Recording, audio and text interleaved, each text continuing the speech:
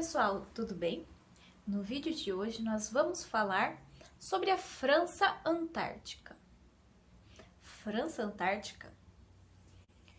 França Antártica?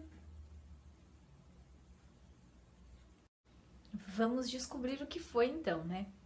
Bom, o Brasil foi descoberto então em 1500. Isso nós já sabemos, né? Fato do descobrimento do Brasil em 1500 por Pedro Álvares Cabral. Ou seja, desde 1500 o Brasil já era então um território que era uma posse de Portugal. E desde 1500, então, Portugal já extraía aqui do Brasil riquezas, como, por exemplo, o pau-brasil, da qual, então, eles se utilizavam a madeira, que era uma madeira muito forte, para construir casas, móveis e também a madeira do pau-brasil era de uma cor avermelhada, que eles se utilizavam, então, para produzir pós corantes para tecidos. E era algo que valia muito na Europa naquele período. E o pau-brasil é, então, uma árvore característica aqui da Mata Atlântica, que pega, então, parte do território brasileiro. Porém, por mais que o Brasil fosse, então, uma posse, uma terra, então, pertencente a Portugal, e que o pau-brasil era comercializado exclusivamente por Portugal, com o tempo, então, outros países europeus passaram também a ter interesse por essas terras, e pelas riquezas que essas terras poderiam proporcionar, entre elas, então, o pau-brasil. Entre esses países estava, então, a França.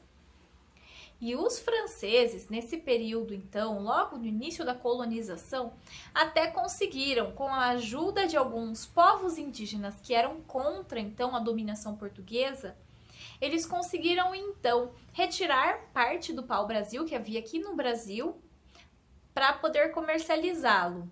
Porém, os portugueses ficaram sabendo disso. E eles começaram a ficar com medo. Afinal, ainda não se tinha um povoamento português aqui no Brasil. Claro, se tinha as feitorias, se tinha a parte comercial, os portos ali comerciais, onde era-se extraídas riquezas e também preparadas para exportar essa riqueza. Porém, os portugueses começaram a ficar com medo, então, de perder essas terras, pois algum outro país europeu poderia chegar aqui e povoar essas terras e dizer que elas eram terras daquele país e não de Portugal. Ou também de perder dinheiro, afinal, se algum outro país, como por exemplo a França, começasse a comercializar muito o pau-brasil, e vamos supor que a França vendia então a madeira ou o corante a preços menores do que os portugueses, ninguém ia querer comprar dos portugueses.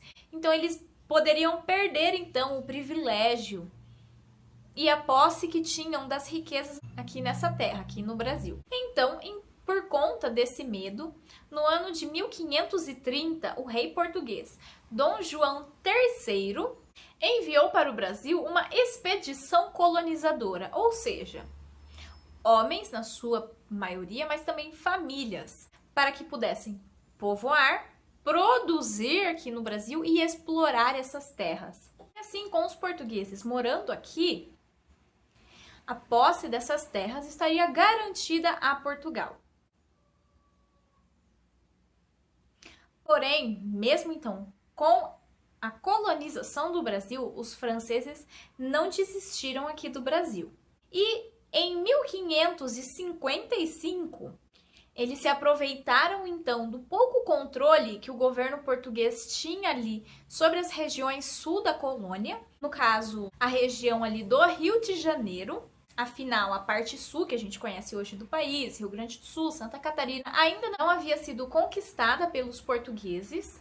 Tinha lá a divisão do Tratado de Tordesilhas. E os franceses, então, com a ajuda de grupos indígenas, dos tupinambás que habitavam ali aquela região, que não gostavam nem um pouco da dominação portuguesa, se aproveitaram então desse descuidado da metrópole e do governo para invadir ali um pouco desse território. E eles invadiram então, em 1555, a Baía de Guanabara e formaram ali então uma colônia que foi chamada então de França Antártica.